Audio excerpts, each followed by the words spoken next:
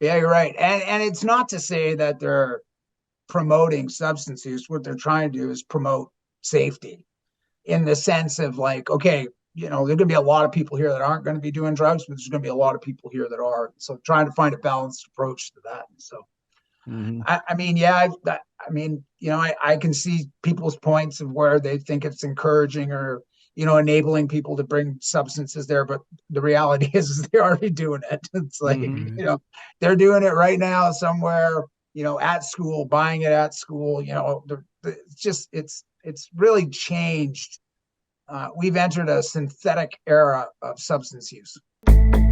Don't Hide the Scars, a weekly podcast focused on addiction and recovery. Created by the nonprofit PAIN, Parents and Addicts in Need, and founded by Flindt Andersen. Flindt brought this really interesting thing. Guy, he was showing me that we won't specify the group, but it's essentially like a company that puts on like concerts or events, like kind of like rave type things. And they were providing test strips, Flindt? Yeah. And where I took notice of this, Guy, is I almost should have pre-warned him a little bit on this one.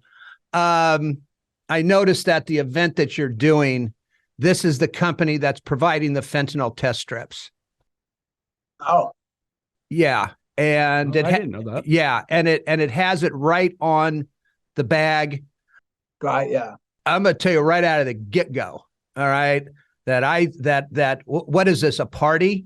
And this company literally are promoters of nightlife entertainment for young people. Right. And what that is telling me is that that's okay if you use, we just don't want you dying inside of our events. Right. Right. And so again, I take big issue with that and how that is promoted. They're under the guise of, this is a health, excuse me. This is a health issue, which we all know it is. But they're also promoting health and safety. But in fact, they're just, again, in my opinion, trying to get kids or young adults into their venues. Well, I mean, you got to look at too, really, with anything that people go to, whether it's a concert, a football game, a rave, or a festival. People show up, people use drugs, right? I get it. This is the reality of our society, is that people are coming, they're going to bring their own dope, and they're going to get high. Now, in light of what these guys, I think, what they're saying and maybe what is portrayed and maybe what should be said is the fact that if you are going to, bring your substances, then we do have drug checking, we do have, et cetera. It's not that they're trying to promote people to come in and bring their drugs and calling it maybe dance safe or whatever you explained to me that they were saying. That what they're trying to do is saying, like, look, we know probably the reality is that somebody's going to come here and get high. We don't want you to die here. So get your drugs tested. And if it does have fentanyl in it, a lot of the kids too, they're buying MDMA to go to a rave to use it. They don't want fentanyl. And if they did go to the facility and check it and did have fentanyl, they're all going to look at each other at least and say, well, hell, we don't want this crap. And then go into the rave. So you have to look at it with glass half full, glass full type thing. Yeah. Well, I'm trying to look at some of this stuff like that. But I'm starting to get extremely irritated with it. You made a comment that these kids don't want to, they may, get ecstasy and come in and do their thing and don't want fentanyl in it. I don't know what it's like in your area. Okay. But in this area, and we've interviewed more kids than we know what to do with here. These kids are looking for fentanyl. They know exactly what they're buying. They're using these test strips to make sure that they're not going over the 2 milligram mark, because that's the possible overdose line. And again, we've we talk to young people all the time about this, and especially when somebody's kind of neck deep in their addiction, they're actually looking for fentanyl. Yeah, no, I mean, there's same circumstances here, but I mean, look, there are a lot of kids too that aren't looking for it, and so you really you don't want them to go there and get something that they think is something else and then dying because of it. That's the tragedy. Not to say that people dying of fentanyl isn't a tragedy in itself, but that's when people are literally being poisoned. Right? They're buying something, they're expecting it to be the substance that they're known to be taking, and it's not. That's not an overdose. That's somebody being poisoned and killed. I get that. Yeah. And I get that. And I support that poisoning side. Well, you know what I mean by that. Yeah. I know that's a poisoning, and that's the only way we're going to be able to put some of these people in prison. All right, is because of the poisoning. And those are some of the laws that are being changed here in California. But again, on the other side of that, I mean, are we allowing? Are we saying to these kids the message that's there is the message that's okay? You know what? We know you're going to come. We know you're going to get high. We know you're going to use, and that's okay. See, I take issue with that message. I mean, for me, even in my talks with kids in schools, and I never tell kids to use drugs. However, if they are using them, I definitely prepare them of what that looks like and how to use them more safely. And I think in that sense, it doesn't come across as that I'm being judgmental or telling somebody what to do with their lives to get off substances. And so the reality, again, is that youth are going to experiment with a whole list of substances. And so we have to really, it's not like when we were kids, you know what I mean? And smoking red hair and sesame and, dropping a little LSD and some mushrooms, right? Right. We weren't worried I was never worried as a kid of dying. Right. Now it's different. You know what? We have to be different in our approach. We can't go with 1980s, what was available then, to 2023, what's available now. Right. And if us coming with the same thing that didn't stop us from using drugs was don't use them works, then that don't work either. So we already know all these things. So we really have to look at our approach and how do we build a relationship with these youth so that we can give them the best information possible to have the best response and outcome. I give kids nasal naloxone all the time. Because they don't like the injection part of it, right? The nasal stuff, they carry this stuff around like it's a trinket off their backpack, like it's a fashion statement. Right. Do you know why they don't like the injection? Well, I think because it's a 30-day blockage. Well, I mean, for every youth has always told me is that, it's complicated to, break a vial and put a syringe in there and draw it up. And it's just too much for them to, and too, if it's real life and you got somebody that's not breathing, then it becomes even more enhanced. So the nasal stuff is just shoot it in their nose and away you go and breathe for them until, help arrives. So that's why the youth are easier access to the nasal, but. Yeah, one thing that was said, like, especially talking about like raves and things like that. So with fentanyl, though, it's like it's got a similar effect like heroin, right? Yeah. So I just between you gentlemen's back and forth with two valid points, it just occurs to me like a dance, like a rave. You're not going to most likely want fentanyl there for that kind of a situation. Just knowing that I've gone to one for 10 minutes and went, F this. This is not my scene at all. I'm out of here. Like 15 years ago where a friend of mine's like, can you pick me up? My feet are bleeding. Why are your feet bleeding? From dancing too much. It's like gacked out of her freaking mind, man. That was like the worst car ride ever home. Somebody just like, I don't know what she was on, but it's the music and the disco stuff going on. It's just too much for me. I'm just like, there's a lot going on here. My ADHD's gone nuts. I gotta get out of here. Yeah, that's too much stimuli for me altogether, right there. Exactly. But yeah, I just that really kind of was a thought process for me. Is that I know for me in any type of using, it's based on the setting. Like I never was a guy that smoked a joint at a concert, but I had my beer because I tended to go to things that would, more upbeat, hard-hitting rock or something. And if I wanted something to just help me eat a box of Captain Crunch and go to bed, different story. So it just kind of made me think of that scenario of the benefit of, hey, here's a test strip.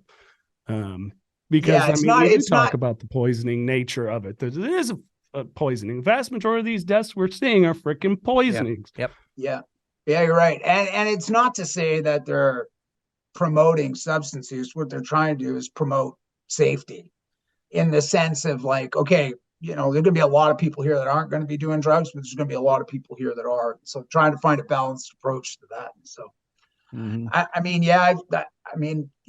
can see people's points of where they think it's encouraging or, enabling people to bring substances there. But the reality is they're already doing it. It's like, they're doing it right now somewhere, at school, buying it at school, it's really changed. We've entered a synthetic era of substance use. New Perceptions North, the premier drug and alcohol treatment and recovery center in Central California. A full continuum of medically supervised, top-quality care with programs for detox, inpatient residential treatment with dual diagnosis, intensive outpatient treatment, sober living, support groups, and more. With 50-plus years of combined experience and sobriety, Flindt, Andersen, and Thelma Gatlin Wilson provide adult men and women with the highest caliber of professional health care, treating each client with compassion and respect, and a safe, comfortable environment. To begin the process of recovery, to proudly create and sustain a life without addiction, call 559-978-1507 or visit newperceptionsnorth.com. It can also be, at least I can construe this as, everybody else is allowing it, so we're going to allow it. You know what I'm saying? It's like, okay, we know all these kids are going to do it. By the way, not all kids are doing it. Okay. Yeah. Not all kids are using drugs. Not all kids are experimenting. All right. But again, the majority of them will. We all know this. Kids are inquisitive. They're going to try it. And there's a variety of reasons why they do. But again, I have a problem right now because nobody's talking about abstinence. Nobody's talking about it at all. And that's what it seems like. And again, I take, because I am always going to talk about abstinence because I think, Guy, that this gets split into several different categories, to be honest with you. When you're talking about, there's short-term harm reduction and there's, in my opinion, and there's long-term harm reduction. I am dead set against long-term harm reduction, but I will say this. It also can be split up in ages, by age group. When you're dealing with a 20-year-old or a 25-year-old, why on God's green earth would you want to put somebody on long-term harm reduction? I'm speaking of opioid use now, okay? Why would somebody want to, again, they're sending the message that you can't get clean. And now you're going to be on Suboxone or Methadone for the rest of your life. Because guess what? Most people aren't going to stop taking that stuff.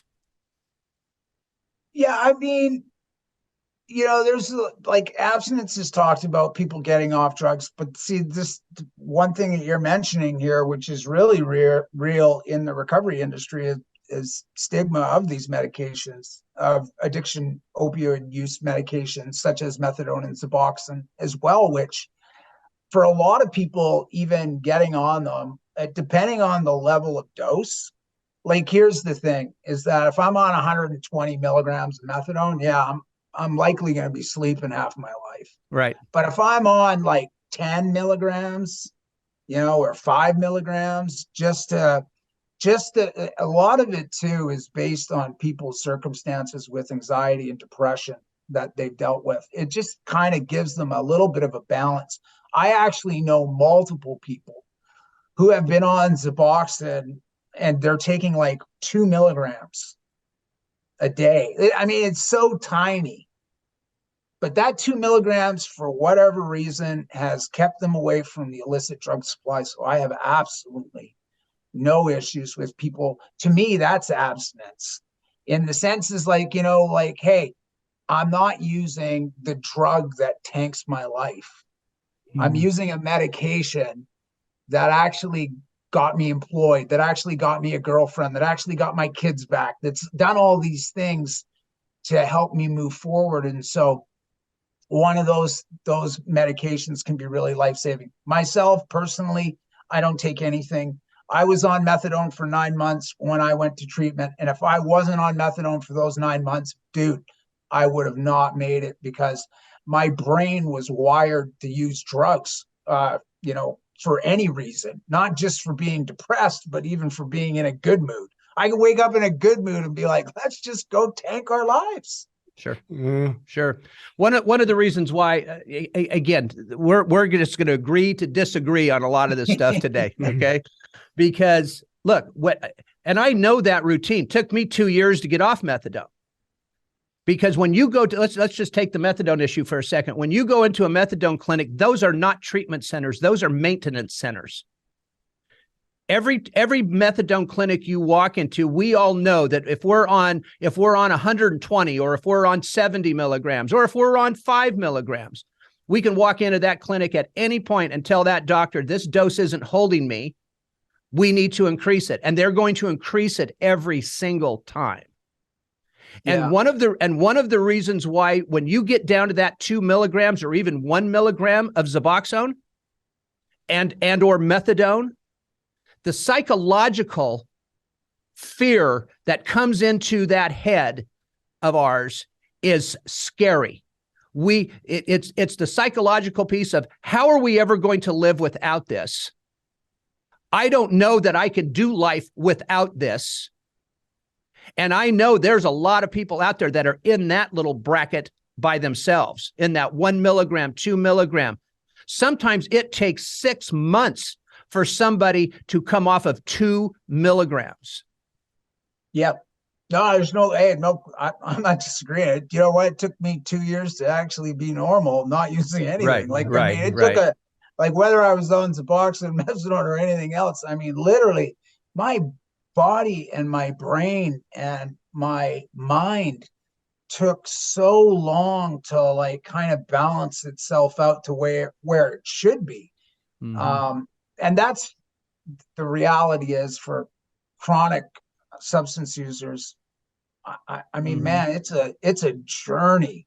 And this is one of those things where proper support. Hey, listen, I've always said this. You know how I got inspired to be off methadone? Because the freaking guy next to me told me he doesn't take it anymore. And I was just like, what? Right. Like, you know, so it's kind of recovery is a process and a journey. We have to support people along that journey, whether they're doing something that we don't agree with or not. The one thing I've always said is that I didn't know if people were judging me that I was on methadone. And if they were, at least I didn't know they were. Because if I did find out that they were, it would definitely make me feel a little bit uncomfortable to be around them. Sure. And so one of those things that I've often remembered, even in my own life, is that, hey, today I'm on methadone. Who knows what that's going to look like in a few weeks from now? But we got to really try to inspire people as well and do it through communication and support and be like, hey, brother, man, I got you, man. Like, you know, that's how I find that what goes on in our society between harm reduction and recovery is enough. Like, we're not inspiring or helping each other. We're actually making comments towards people who are struggling with substance use and addiction. And how is that inspiring them to be like, let's go to that facility? Those people that are pointing fingers at us all day saying that we're, you know, these dirty homeless drug users, you know, causing harm on the streets. It's like, you know, it becomes, we really have to look at how or what we're trying to do. And for me, recovery is about attraction. I was attracted to people that got their lives together that I saw was a shitstorm before. And I was like, what? Like you're standing up straight, like you're not sleeping on the side of the road. That's what inspired me to be like, maybe things are possible. Incredibly valid point. And you said something there interesting about, the people taking such a small dose of either methadone, Suboxone, and it's not so much, I mean, I don't remember exactly your words like that allowed them, but it definitely allowed for a clearing of space to move into some of the things that we need to focus on, and our mental health, maybe the traumas that led to the substance use in the first place. I mean, you've shared your story here before, and it's definitely out there about all that you went through trauma wise. And so sometimes, a little less of the judgment to create a space that doesn't, I don't know, maybe reactivate some trauma. I've heard some people that maybe fallen off and not gone back to a 12-step group meeting because they face some judgment there. Yeah, for sure. One of the things too that I had to learn is I didn't know how to do life, man. Mm-hmm. Like I honestly, when somebody asked to go for a coffee, I was like, what does that actually mean? Like, I'm you know what I mean? Like, I haven't done this. Like, we're going to go for a coffee and do absolutely what? We're going to talk? Like, for me, it gave me that, you're right, that space to actually try new things and stuff that I had forgotten that I enjoyed, like going to the movies or watching a video with a couple people or going to a sports game. Those things are stuff that I used to enjoy before. I find addiction just buries that, but it doesn't remove that. And so you have to rediscover that stuff in your life again. And that's really what kind of being on an opiate agonist therapy did for me for 9 months, is gave me the ability to try some new things, get comfortable with it, right? And an ability to have a lot more support. And as I was going through the journey, I started with 1 person, 2 people, 10 people, 20 people. Holy smokes, I got a freaking army behind me right now. I'm feeling like I can do this.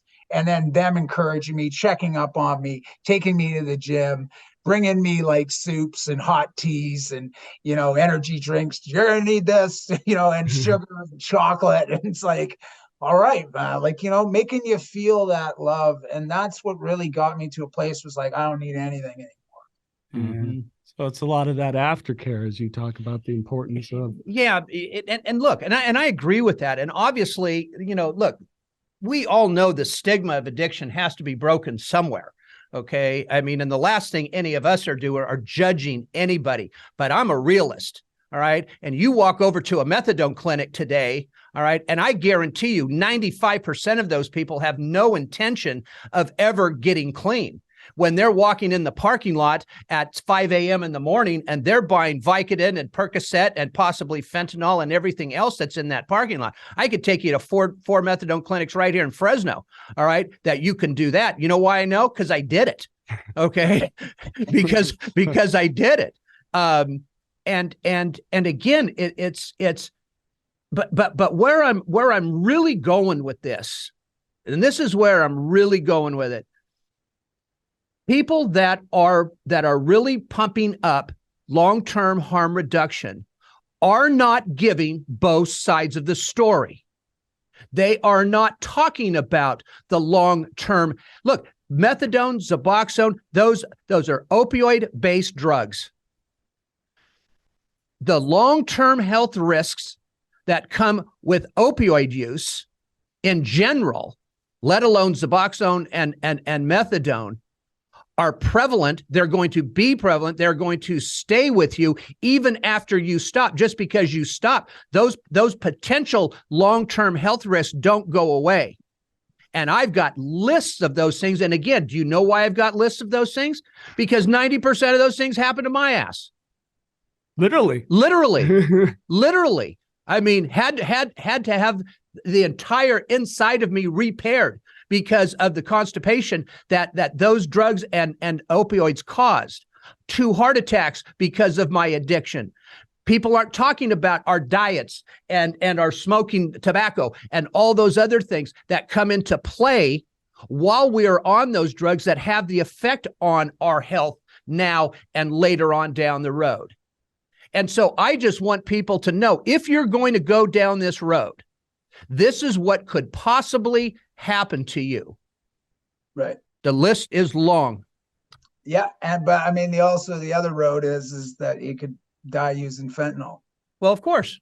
Right. I mean, it's same thing with alcohol. It's like all of it. I mean, anything that you do in excess will cause harm. I think people really do understand that. To some degree.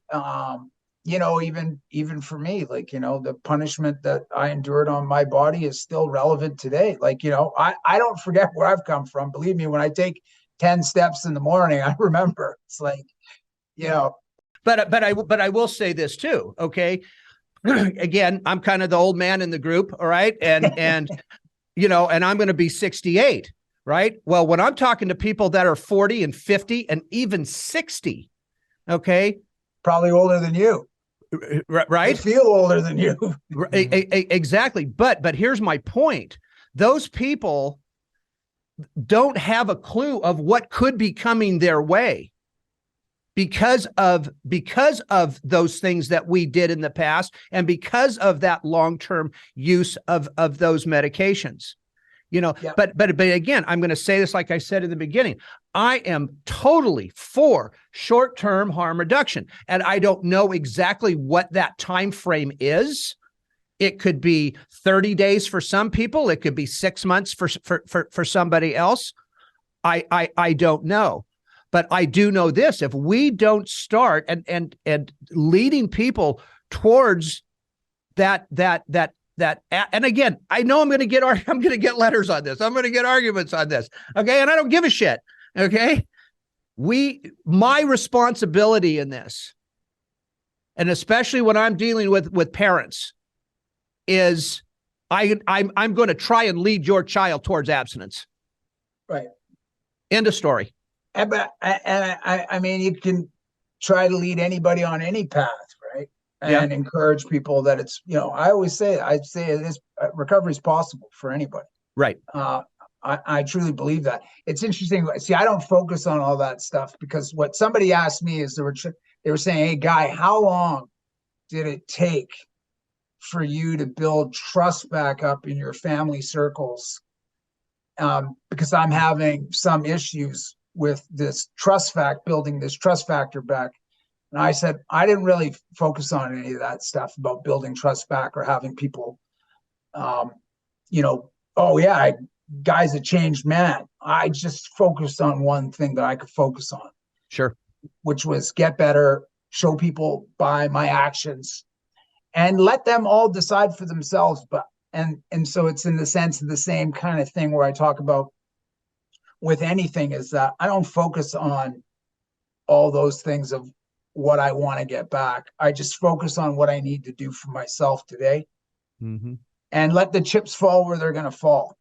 And I think when you do that, because I think as us as substance users or recovering substance users, is that our minds focus too much on everything, and then it becomes so overwhelming. It's like, dude, just drop it all. Like all my job is I don't want to get high today, and let me just figure out how to get the hell through it.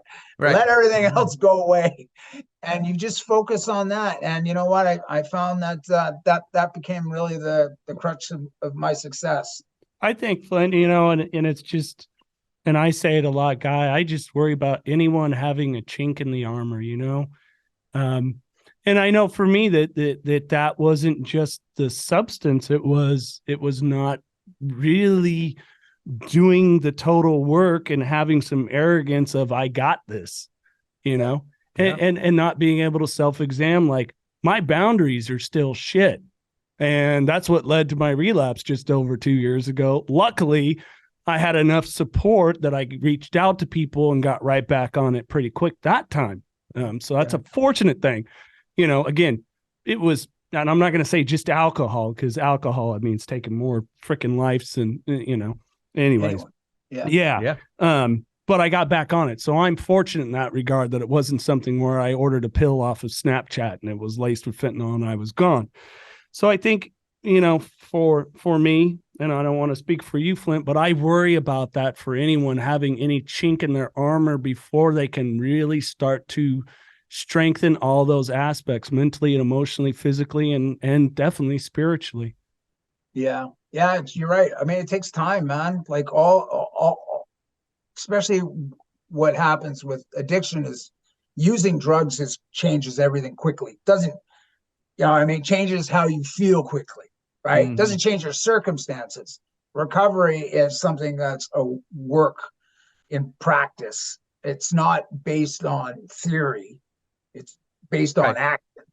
And you have to work really, really hard. So there are two, people will say that they kind of are on the same parallels, but really they're two completely separate things, because drugs change the way I feel about things and make me feel better as someone. Sure. And then in recovery, if I have a bad day, I have to go to my coping mechanisms that I'm learning. And when drugs were the reasonable response to those coping mechanisms for so long, that's where it becomes, one of those things. It's a process, the chink in the armor, the pain, dealing with it. I always say this to people. It's like, it's like our emotions are like waves.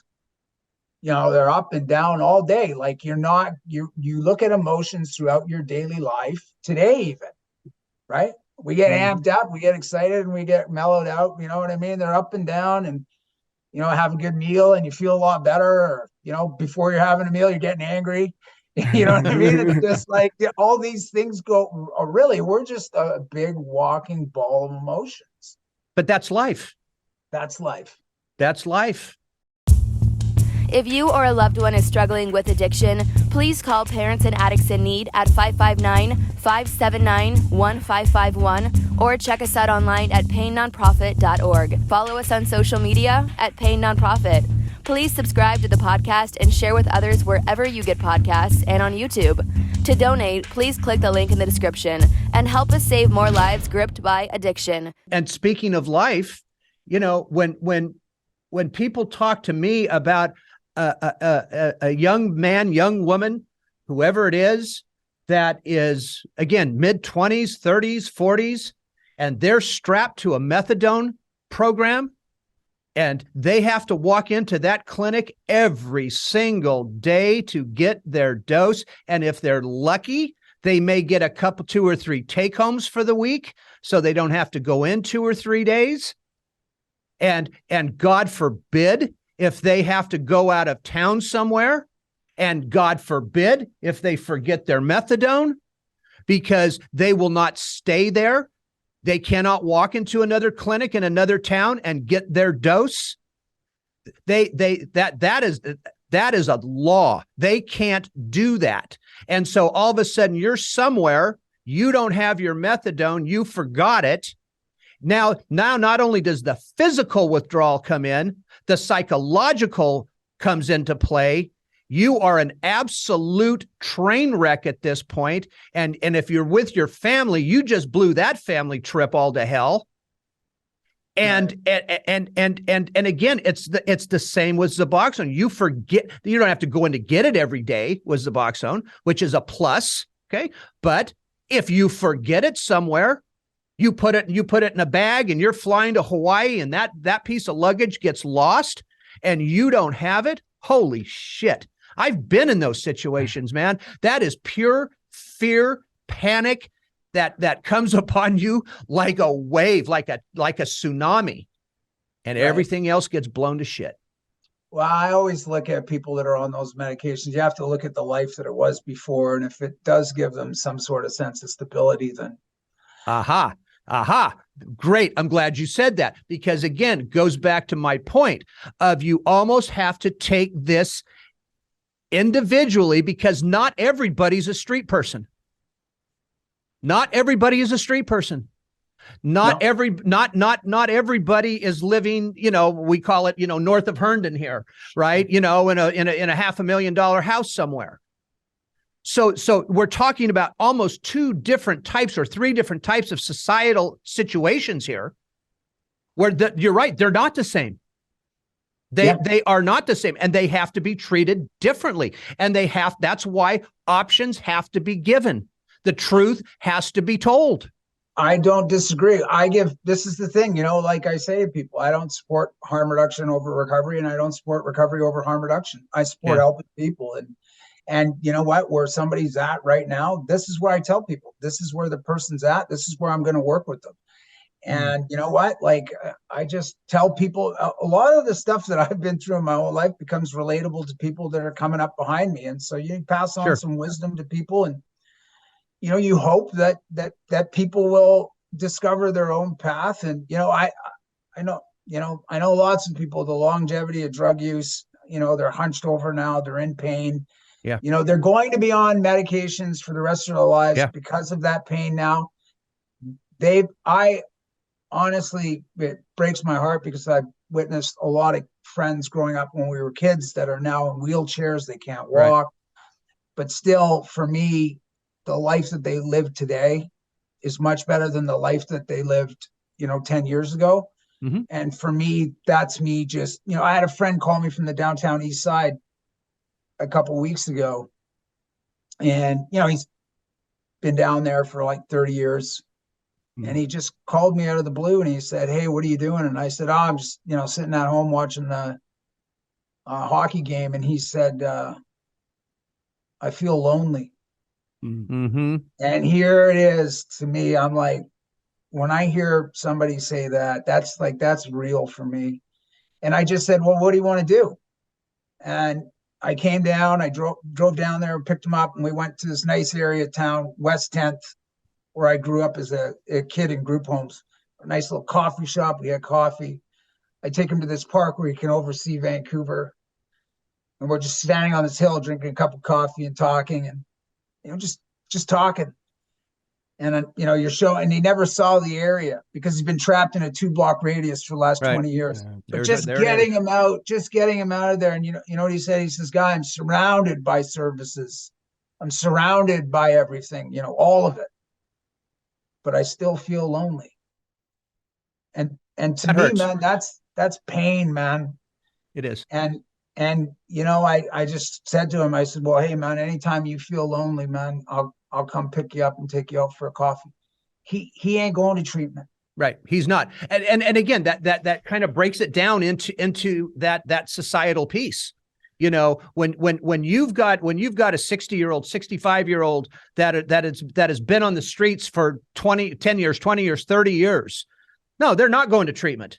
Okay. They're not. They live in that 2-block radius. They're going to stay in that 2-block radius.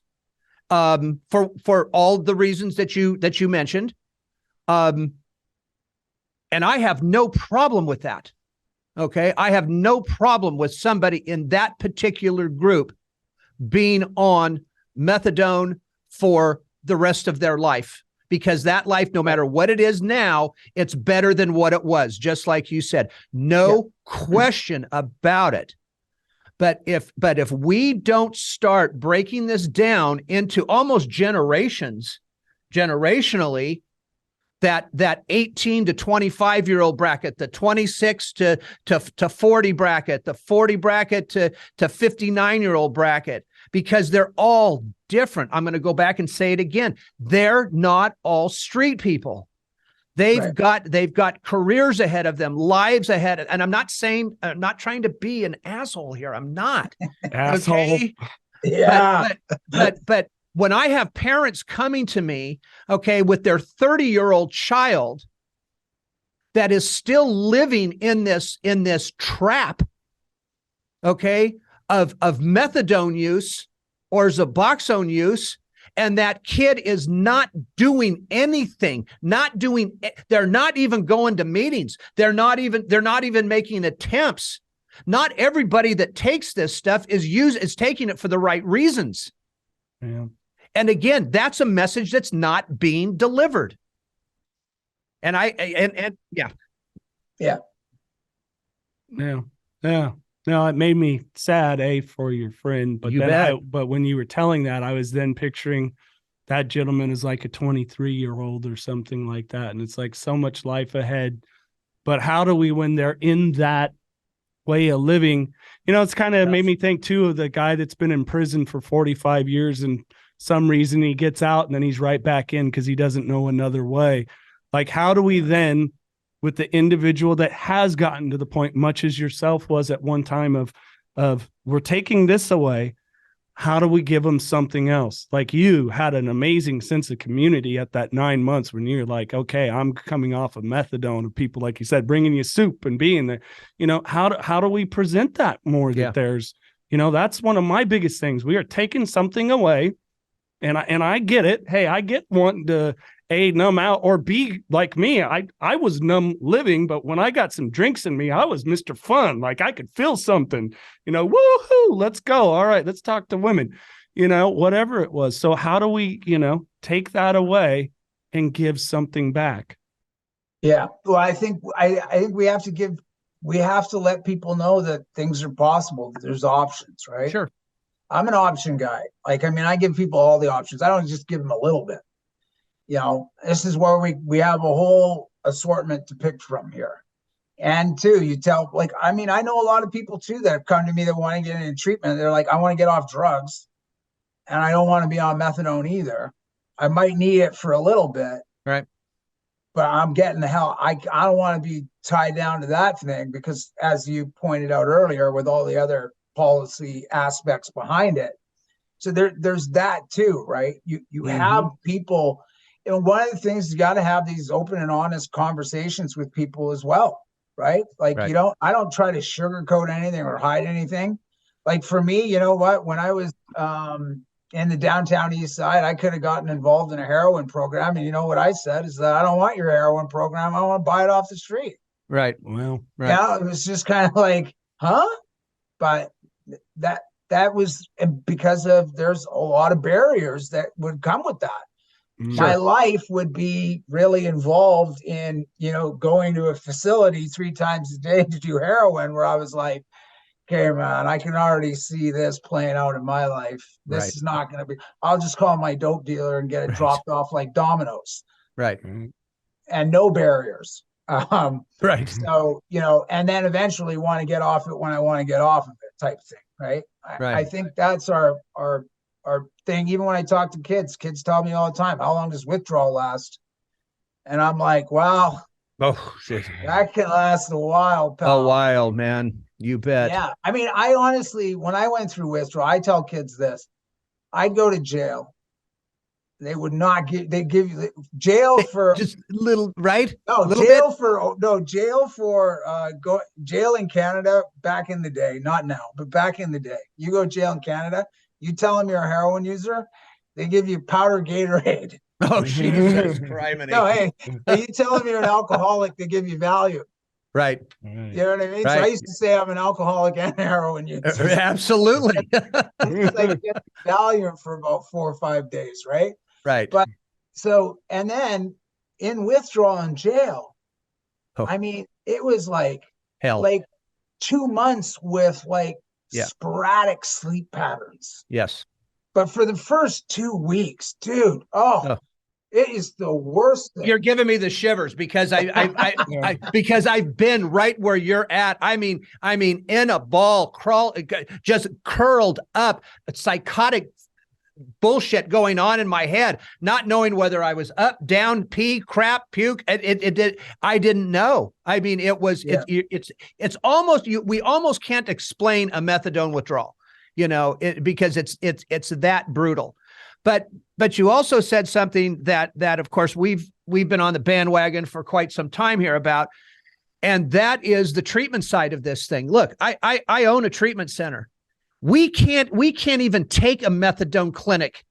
We won't take a methadone patient unless they are on about 20 milligrams, because we can't have that on our property.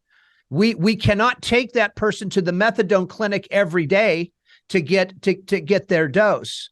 But I'll make this short. But we all know in treatment that treatment is not affordable or available to the majority of citizens. Plain and simple. Yeah, 100%. 100%, right? Yeah.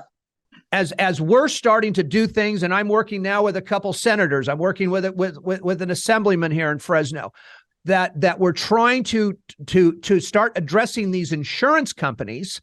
Now, again, we probably won't see this in my lifetime, but if we don't make treatment affordable for the individual, and not over the top profitable, but profitable for the treatment center so we can keep our doors open. This whole mess, everything we're talking about here, Guy, I'm telling you right now, is going to go right out the fucking window. Because treatment, even government assisted treatment centers, again, I'm a realist. You have to split everything almost into a social setting. People that live in a $500,000 house at first are not going to send their kids to a government county run program. We're going to go to Malibu. Well, right. Or something in between. Okay. But I tell people, God, screw Malibu. Okay. Nobody needs to pay $50,000 a month for treatment. That's all bullshit. Hey, Flindt. Hey, I'll tell you this. Somebody wants to send me, I'll go to treatment right now in Malibu. I'll go there for a vacation, right? I just want to go right now. Just That's a refresher course. Packed, I'm leaving. Right. I'll come do treatment for 90 days there all day. Was it Rodney Dangerfield and Caddyshack? Oh, they need a refresher course. Yeah, You know? that's. I remember one guy. I took my wife. Some treatment center, this is years ago, invited me to come down there just to see their property, right? And they were having this dinner, and Kathy and I go down there, and I mean, it's just drop dead gorgeous. Kathy and I are walking in, and we're going, holy shit, we just went on vacation here, right? Yeah. So we're walking around the place. It was about, I think it was actually an 8-bed facility, but each bedroom looked like the size of my house. And of course the food was unbelievable, but the staff, so we're sitting there and I'm basically I'm there just to, eat their food and take off. Okay. So we're eating and this gal comes up to me, somebody that worked there, and she goes, oh, well, she says, Lindsay Lohan came here. And I looked at her and the smart ass that I am, I looked at her and I go, wow, that worked out well. I said, and then I looked at her and I said, by the way, I said, you just blew HIPAA. I said, you know what, if you want to bring me in here to stay for a couple of months, free of charge, I'll do it. I said, but other than that, my wife and I are out of here. See ya. And we did. Yeah. And we left because that kind of stuff is bullshit. But if we as a nation, you in Canada, wherever it is, if we don't do something quickly here in and for the treatment facilities, we're already in trouble. Okay. But we cannot offer the service. We want to help people. Most of us want to help people. We don't give a shit about the money. Okay. We don't need to make hundreds of millions of dollars. We need to keep our doors open, pay our employees, pay our insurances. And here in California, of course, it's ridiculously high, just ridiculously high. And we have to be able to offer those services to people, because I think if it was affordable to people and if it was a decent place to go, I do believe that more people would go. I really do. I don't disagree. I think it's unaffordable, and I think that's for what we need is opportunity. People, when they want to go, I want to help at 3 a.m., not 9 a.m. Right. And we need to be there to get people, because, my thought process of recovery changed so rapidly. Right. It's like, I want to go right now. And then it's like, oh, something changed. I got a bag of dope at 7 a.m. Yeah. Right. That's exactly it. And again, so I'm here to tell you this, and I don't care. When you're dealing with county run organizations, if you call Fresno County Department of Behavioral Health, and we're actually on their website. If you call there on a Saturday, Sunday, or past 5 o'clock, you're lucky if the phone even rings. Right. Okay. If you call during business hours, you may, if you're lucky, get a live body on the other end of the phone. And you're going to be extremely lucky if you get a call back within 3 days. Excuse me. My treatment center, we answer our phones. Hell, I answer the phone 24/7. Somebody's got that phone 24 hours a day, 7 days a week. That's good. And you bet, because I was like you. When I wanted to go, it may have been 1 o'clock in the morning. Who's gonna take that call? The majority of them are not. So again, my point, not only does treatment have to change from the insurance standpoint, treatment itself has to change. The treatment centers have to change. And I just got done today, as a matter of fact, because we have outpatient programs as well. It was time for our revision. We got revisions back. So we got our revisions. We sent them back. The state sent them back again. And I swear to God, we did not put a couple of commas in a place. And some asshole in California sat there and go, oh, well, we're just going to send these back. Okay. Right. Now you've got another 3 weeks. Yeah. Before you get a response. And we're all wondering why we're in a mess. Yeah. We make it hard to help people. Man. Yeah, we do. Yeah, we do. Yeah. Yeah. And if we can shift the incentives, because it's sad that there's someone that, could have been you, Guy, could have been you, Flindt. I didn't go to treatment. I kind of had to white knuckle and 12-step it, but we're literally just saying that individual is not economically viable. So how do we start to actually, especially when it comes to our government and our politicians, say a lot of shit? And I know you've heard it up there. Like, I know you know who Bonnie Henry is. We could get into that stuff, but how do we shift the damn incentives so that it's economically viable for those that can, decision makers, that they can really understand this disease and do some damn good and help? Because I'll tell you what, you'd save a lot more money and strain on the system if we could get people through treatment, into good aftercare, and getting back to being a citizen, or for the first time stepping into citizenship and really being a contributing member of society. I don't disagree, but I also think too, it's not just the government. And part that's most important is that what people are trying to break free from, you can't put them back in there. Like, you can't keep putting people in the same dirty bathwater. Right. And one of the other things too is we need corporate buy-in from companies to we do give people a freaking shot at a job. Like, hey, stop blaming and pointing fingers. Yeah, government's got to do their part. But solely us as a society have to really change our approach. Because I'll tell you right now, people are carrying around a luggage with a criminal record in it for the rest of their lives, can't access housing, can't access employment. And we wonder why people don't stick with it. We have to say, hey, you know what, man, you got a criminal record. I couldn't care less. Right. You went to treatment and you got off drugs. I want to hire you. Sure.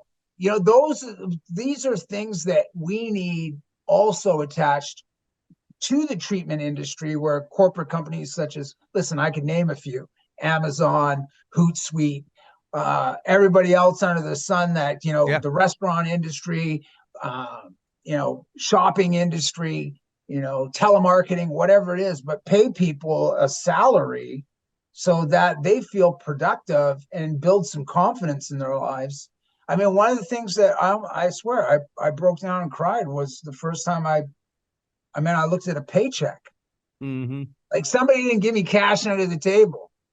Right. Like, my name was on a check, man. Right.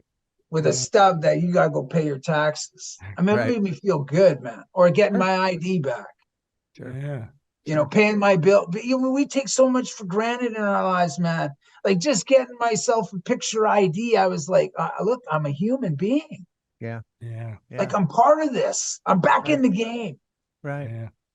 Yeah. Those are things that we need to go along. It's not all just about getting off drugs. That to me is like going to school, and I'm not going to use it for the rest of my life. Teach me how to live in these treatment facilities. Teach me how to be inspired.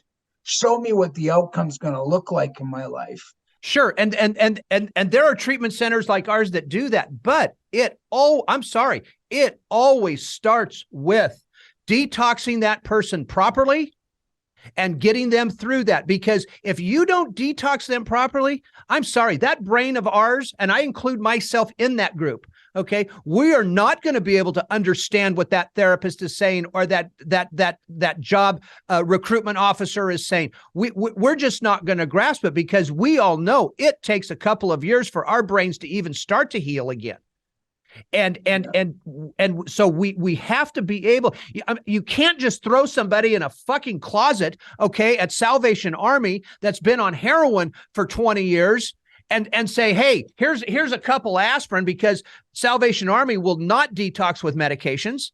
All right. Teen Challenge will not detox with medications because they can't. They don't have the licensing for it. So how do you, and I don't know, you're the same way. If I got thrown in a room like that, okay, guess what? My ass is out of there within about 6 hours. Yeah. Because I wouldn't have been able to go through that. Yeah. We're not given the right information. We're not giving the right treatment. Okay. As a whole, I'm saying as an entire society, we're not doing it. Yeah. Well, you know what? Well, I will say this as a society. I mean, and as people, we have to do better and be better, you know? Yeah, we do. That's nobody's disputing any of that. Right. And we have to make significant changes in how we approach, you know, people who are struggling with addiction. I think the biggest thing is people need immediate access when they want to go. And if we don't even start there, then I'm telling you, we're going to have this, you know, it's like digging a hole and trying to climb back out of it.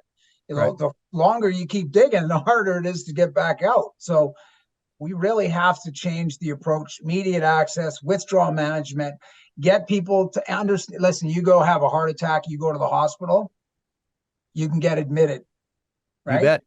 You can't get admitted in Canada anyway. If you go to, and 1 in 6 people are admitted at a hospital in Canada, in St. Paul's Hospital in British Columbia, 1 in every 6 has a substance use disorder. Right. So when you actually think about it, you know, going into the hospital or the ED and asking for help because you want to get off drugs, but they should admit you and stabilize you there. A hospital is a great stabilization center. Sure, but they're not going to do it. Exactly. But see, this is the thing where if you can't say it's a health issue. Like you're going to say it's a health issue, then damn well treat it like one. Right. Exactly. Well, of course. And that's where I look at, like, with the you know, a lot of people decrim, but they don't really back it up with saying what you just said. And what I get angry about is, okay, if we're going to decriminalize it, then we immediately need to treat it like a health issue. Immediately need to treat it like what it is, a health issue. And transfer those incentives that before it was a crime thing. And here we go. Guy gets a felony charge and he's not, like you said, ever going to have a chance back at life. We can go and get him through detox and then get him into some sort of program. Then here we go. We can start to actually serve these people. Yep. Yeah. And too, I think it's inhumane not to allow people to continue suffering when, and you know what, like I have many conversations with people on the street. They ain't asking me for dope. Right. They're asking me to get the hell out. Right. Yeah. Right. They're there. I get as simple as I got a young dude I've adopted, Arthur, and either I catch him when he's high and I seem to be the one person that can talk him down a little bit away from the 7-Eleven, or it's hey man, and I remember his name when he is not using, and it's like the fucking sun shined down upon him. Like he felt important and just wants a Gatorade. You know, right? Yeah, and it's like that humanity, right? You know, I'm gonna bring up something too that I didn't know I was gonna bring it up today, but I have to because I met with somebody 2 days ago. I actually spoke before a women's group last week, and this lady came up to me afterwards, and she's a nurse, and she works in the NICU unit.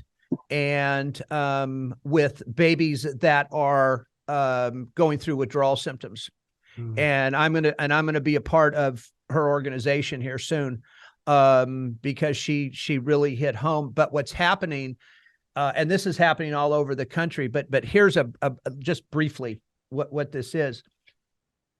They are detoxing these babies with both methadone and morphine. Yeah.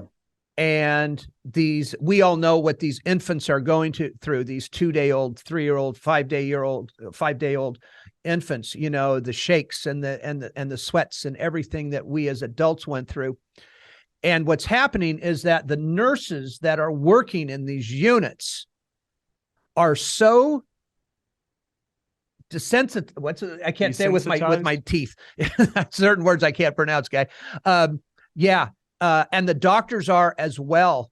And these physicians are actually discharging these infants back with their current using parents that are on methadone. And they're finding that if the parent can't get their daily dose of the methadone, they're stealing the baby's methadone.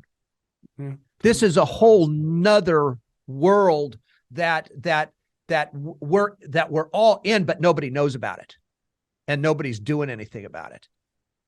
I mean, this is what our life is now. You know, there's just so much to clean up here. It's pretty fucking scary, to be honest with you.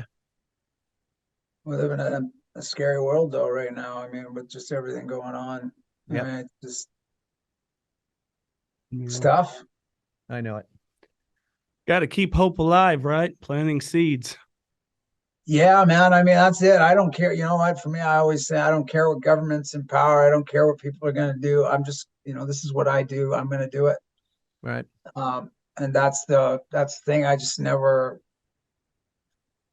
I always remembered the guy that handed out a sandwich and a coffee and handed his card that was from a recovery center in the downtown east side. I never forgot those types of people that come down there.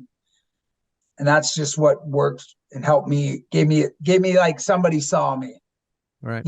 I mattered enough to somebody to come down, and some guy that lived a life like I'm living now, did that for me then, meant a huge amount for me. And so those are just the things that I do. I don't really have an expectation in people's lives. I have an expectation of my own life of what it's going to look like. But for me, I just think if I continue to live my life the way it is, sober, inspire people of overcoming addiction, mental health, and homelessness, my hope is that, my story makes it so somebody doesn't have to go through what I went through. Absolutely. That's what I'll continue to, that's just me. That's what I'll continue to do. And I'm actually doing this thing with a school group that called me. I did a talk there years ago.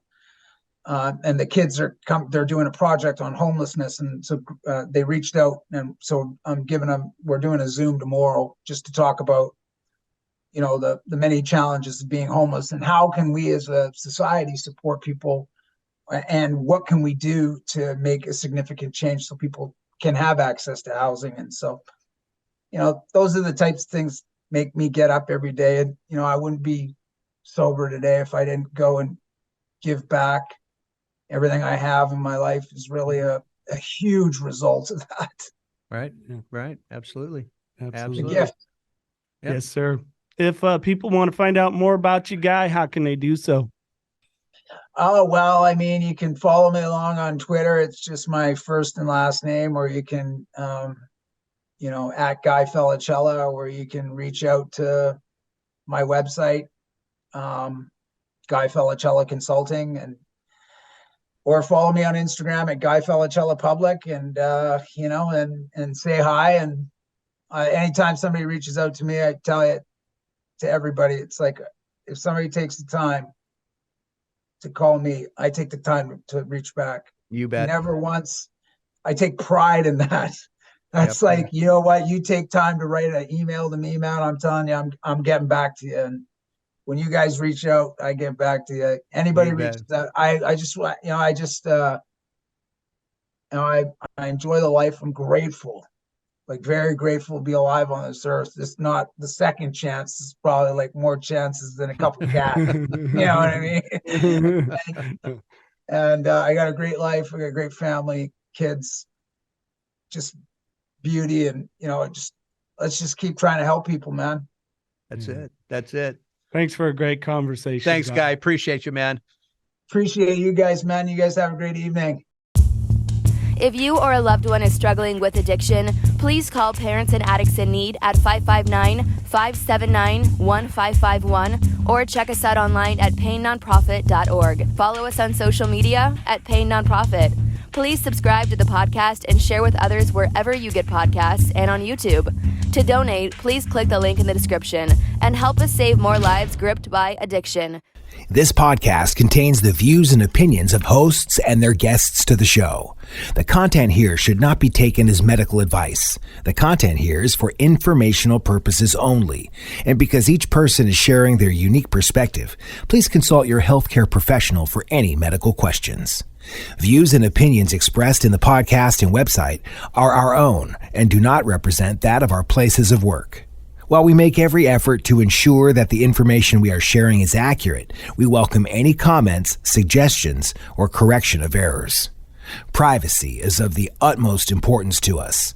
For those wishing anonymity, people, places, and scenarios mentioned in the podcast have been changed to protect confidentiality at the request of certain guests.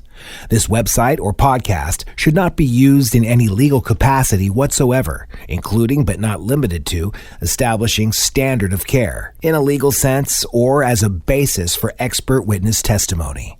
No guarantee is given regarding the accuracy of any statements or opinions made on the podcast or website. In no way does listening, reading, emailing, or interacting on social media with our content establish a doctor-patient relationship. If you find any errors in any of the content of this podcast or blogs, please send a message through the contact page.